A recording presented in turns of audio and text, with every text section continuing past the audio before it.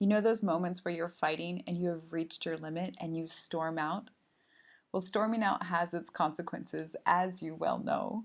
And it's also us not showing up as our best or even close to it. So, in this video, I'm going to give you some tips on how to take space in a conscious and connected way. I am all for taking space when we are really charged, when we are consumed by our emotions and blinded by our stories and our projections. Taking space is something that helps us to be able to come back to center and show up as the person that we want to be. And how you take that space makes all the difference. Check in about how you feel when somebody walks out, when they storm out, they're angry, the resentment builds up, there's more disconnection. Share in the comments below what happens to you when somebody walks out on you. I'm going to speak to how you can take space in a conscious and connected way, and in a way that demonstrates that you actually love this person, which sometimes when you storm out, there's not really any signal that you are caring for this person. So there's two things that you can do when you go to take some space. First is how you express yourself. So to say, right now I need to take some space because I'm not showing up as the person that I want to be. Or you can say, I'm not showing up as the man or the woman that I want to be for you in this relationship. And I just need to have some time so I can come back to my center and then be able to show up in a more loving and compassionate way. So setting that intention is good for you and also for them, because perhaps it'll inspire them to take some space and come back to their center.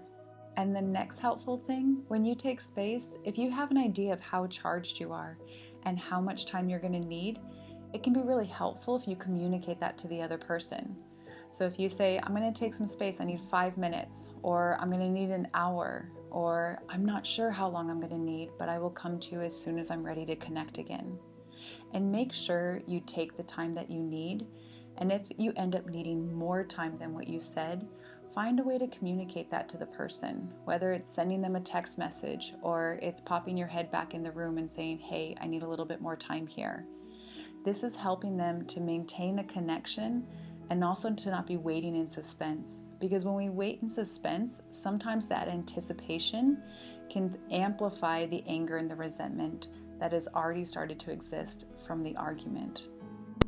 And all of this applies when you're on the phone and texting back and forth and having a fight that way. If you need to take some space, then let the other person know that you're not going to be responding for some time, because that same kind of disconnection and resentment happens there. And sometimes it's even worse because you have no idea what the person is doing or when it is that they're going to come back.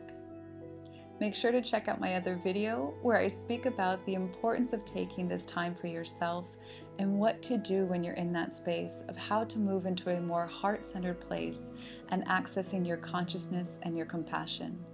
I'll put the link in the comments below, and make sure to like, subscribe, and turn on the notification bell, as well as follow me on Instagram for more inspiration on how to show up as your best self and live a conscious and connected life.